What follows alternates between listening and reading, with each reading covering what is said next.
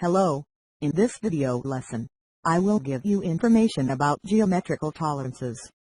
In general, we consider tolerances in mechanical engineering under two different topics. The first one is dimensional tolerances. The second one is geometric tolerances.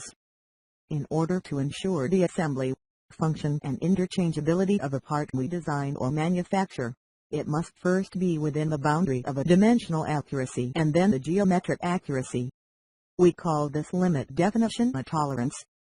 There are maximum and minimum points for this limit. In order to ensure the compatibility of the parts, it must first be dimensionally compatible. Geometric tolerances, which we are going to talk about in this lesson, are related to the errors in the shape of the part. The part seen in the figure may be concave, may be bended, may be tapered, or may have a shape like a barrel. In order to understand the geometric tolerance, we first need to consider the envelope volume of the part together with the dimensional tolerance. For external parts, for example, if a shaft is to be mounted on a plate with a hole, the form of the shaft must be inside of the hole permitted by the hole shape. For interior elements, for example, if a shaft is to be mounted on a plate with a hole, the smallest size allowed by the part is important. We have to consider which geometric tolerances our part must have in order to have the engagement. Let's start with a simple example. Our first question is, in geometrical tolerances, in this example a square profile, how are the edges of our part perpendicular to each other? Or is there a direction difference at the end of the part surfaces? Or if we have a cylindric part, we must ask how round is my part, or how flat is the end surfaces are parallel to each other. In the application of geometric tolerances, the first thing we need to do is how we will define our geometry limits within the dimensional tolerance limits of the part.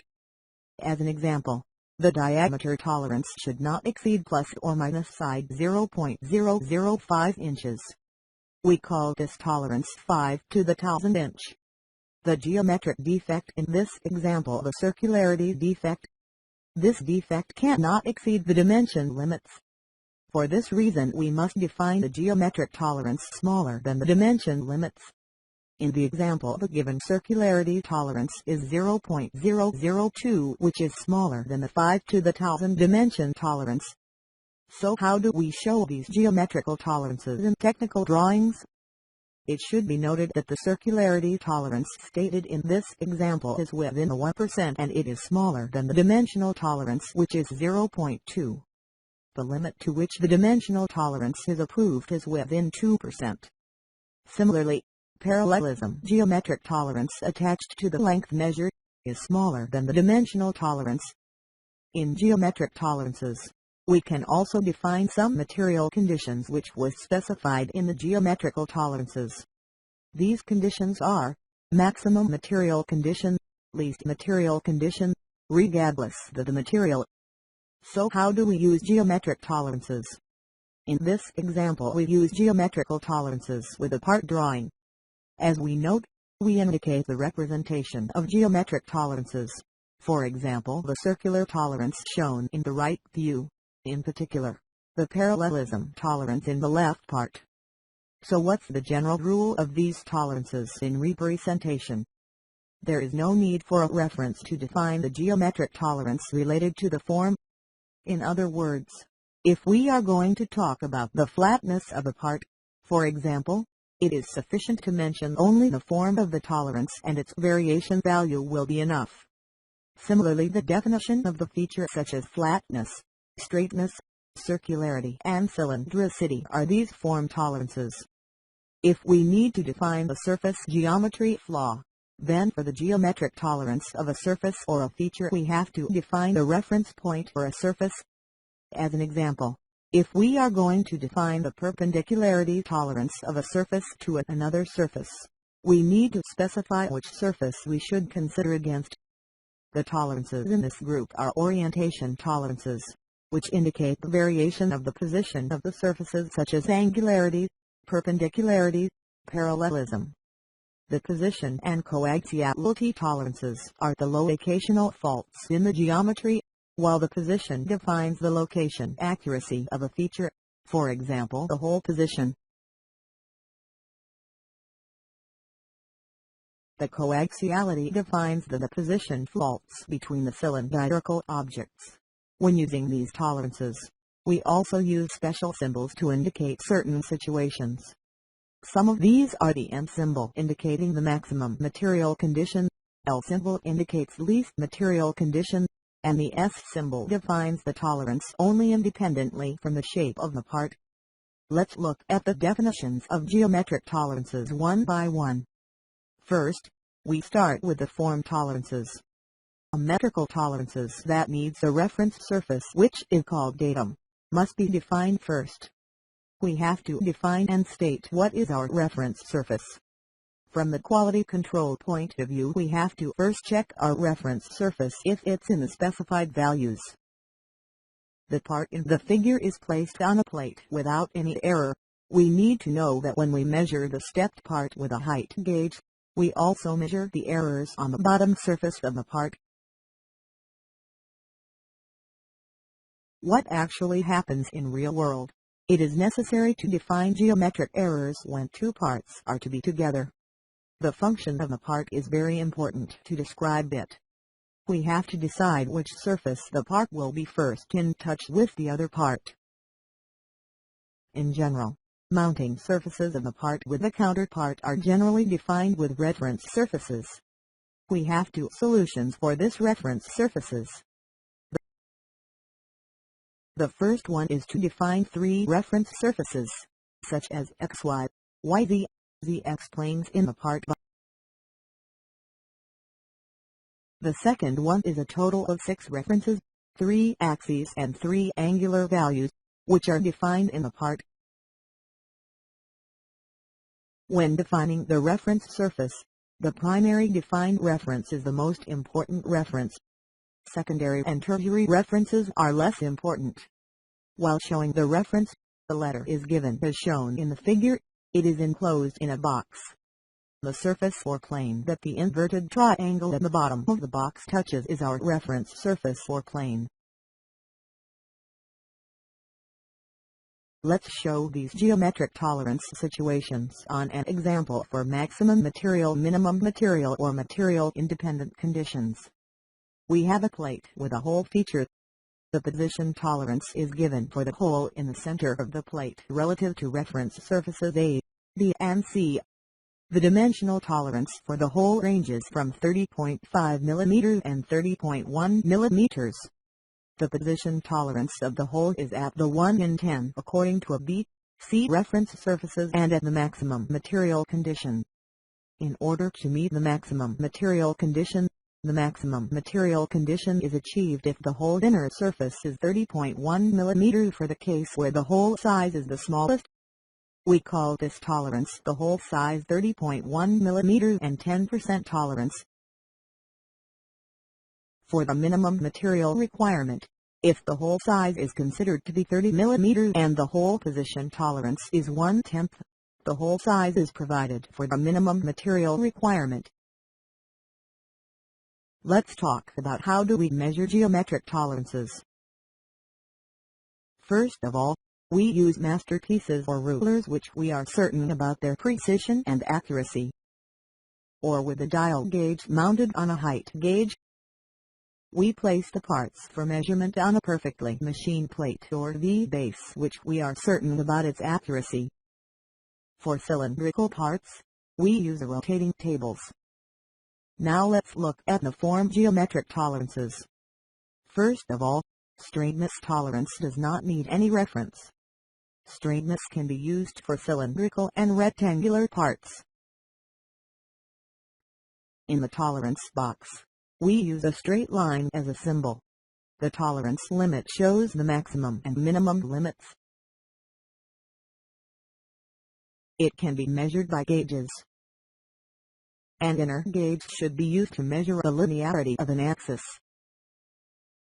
Note that the tolerance specified for the axis is defined within a diameter.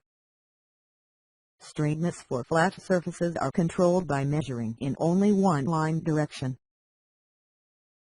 Possible situations related to the straightness of the part are displayed on the screen. The part may first take the form of 2% concave, convex, or barrel within the dimensional tolerance. You can see these three conditions. We can measure the circularity tolerance of a part on a line. It does not need a reference surface or axis. The flatness of a part is measured on a flawless surface using a dial gauge. Dial gauge is set 0 according to the table. The difference between the maximum point and the minimum point measured on the surface gives the flatness of the part. We do not forget to define our geometrical tolerance. Stay within the dimension limits. In this example, top surface of the part must stay within the limits of the part height. The cylindricity tolerance is used to define the envelope dimensions that the cylindrical part can fit inside. It is generally not preferred. It is more convenient to use the runout tolerance instead of this tolerance. After these shape tolerances, we will talk about the tolerance groups that we will define with reference. We start these referenced geometric tolerance with parallelism. Parallelism tolerance determines the parallel orientation of a surface over another surface. It is measured with a height gauge. As seen in the example, parallelism tolerance between the surfaces of the part. The point to be considered here is the part dimensional tolerance should also be taken into account. In extreme conditions, for example, to face with 40.5 mm in height, tolerance works to the other side to keep the part in dimensional tolerances. Same for the 39.5 mm height of the surface tolerance can work through the direction upper surface of the part. The perpendicular tolerance of the part is indicated by the right angle mark. Here, the perpendicular tolerance of the part cannot exceed the dimensional limits. The angular geometric tolerance must remain within the tolerance of the dimension. Profile and surface geometric tolerances of a part are also measured according to gauges, or with a sample. Finally, we will talk about the most commonly used geometric tolerances. These are respectively concentricity, runout, and position tolerances. For concentricity, the runout tolerance is generally preferred, but if the part is not cylindrical, it is necessary to give coaxial tolerance. In geometrical tolerances, the most commonly used tolerance is runout tolerance. With the runout or total runout tolerance, the coaxiality, straightness, and cylindricity and circularity of the part can be checked. Runout tolerance refers to the measurement variation at one point, and total runout refers to the measurement variation in the region where it is defined. Position tolerances are used to control the position of one or more features. The selection of reference axes are very important. When determining this, it is absolutely necessary to know or decide how to manufacture a part. It is necessary to choose very carefully to create compatible parts. When giving geometric tolerances, we apply the 5-step procedure. Additionally, we must consider functions of the parts. Connection surfaces of the parts must be defined as datum references, and quality control methods should be determined. After all, we can define a tolerance value for geometrical and dimensional tolerance. As an example, we will determine what the tolerance can be for the endpoint of the tailstock. We will think about what we should do to achieve this, which manufacturing methods and which part tolerances we should have to consider. Tailstock bushing and center have a transition mounting tolerance. It is mounted to each other with a little hand force. Both parts are manufactured by turning method and then they are finished precisely grinded to their final dimension. Similarly, there should be a tolerance to move between the body and the tailstock. The outer part of the bushing and the inner part of the body are machined by grinding. Nominal diameter between tailstock and bush is 18 mm. The tightest bonding tolerance for H7/N6 for 18 mm. Its maximum tightness ranges from -23 microns to 6 microns. Here, the maximum gap between parts is 6 microns. Then, between the tailstock body and tailstock, the nominal size is 36 mm, and for the H7/N6 tolerance, it ranges from -33 microns to 8 microns. Let's take the maximum size of 8 microns.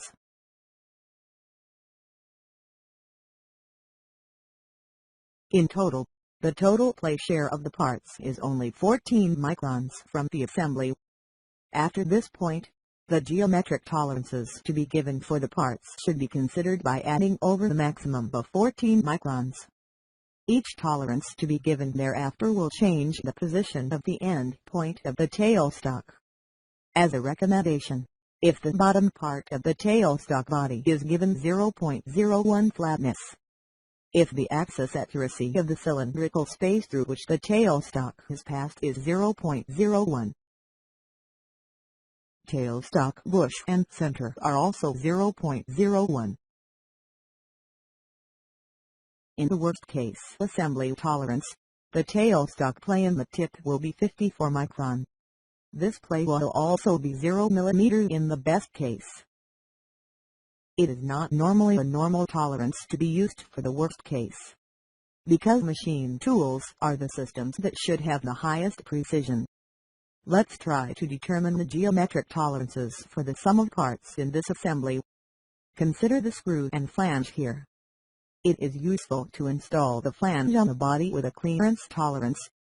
This tolerance can be in H7/G6 or G7/H6 tolerances for each assembly. We gave the whole H7 tolerance to connect the body part with the 36 mm tailstock. The flange tolerance here can be H7/G6. Here the tolerance for the core plus ranges from +25 microns to 0 microns. For the flange's 36 mm tolerance, this value varies between -9 microns and -25 microns. If the tightness value of this tolerance is calculated for the nominal size of 36 mm, it varies between +9 microns and +50 microns. We can define this diameter dimension as the reference datum of the connection. It may be beneficial to give an average tolerance for the circularity of the reference axis here. For example, we can give a near average tolerance value of 9 + 50 microns divided by 2, about 30 microns, or 3% for concentricity. We can also set the position tolerance for the flange holes one by one, but we can give a concentricity tolerance for the 52 mm pitch circle diameter, which is the whole segment circle axis. For this coaxiality tolerance, the hole diameter and the nominal size of the bolt through which it passes are important. There are standards for hole diameter to be drilled for bolt mounting. In these standards, the hole size is usually 1 mm more than the bolt diameter. For example, it is sufficient to have a hole diameter of 6.5 mm for the metric M6 bolt that we will use here for mounting. The section circle of flange connection holes for holes to be mutually connected according to this hole diameter may have an average coaxial tolerance of 0.025 mm. Similarly, for the 20 mm diameter used for the movement shaft bearing of a part, the runout tolerance can be given within a certain limit of the reference axis. If desired, cylindrical form can be defined for this hole. If the runout tolerance is defined for the entire surface, it is not necessary to give the cylindrical tolerance when defined according to the reference axis for the total section. For another part of the tailstock screw, runout geometric tolerances can be given. At this point, the connection should be provided by considering the worst case for the shaft connection. First of all, the function of the part should be considered. In the tailstock example, we have calculated the tightness values vary between -33 microns and 8 microns. The tip of the shaft, which is 8 microns in maximum size, so it is quite small. If we take the spindle axis as the reference plane, we need to determine a runout tolerance by collecting the worst values. We must take into account the mounting of the flange to the body at the end point. We also must have to take into account 20 mm diameter that we will use for the spindle mounting 20 mm trapezoidal screw passes. See you in next class.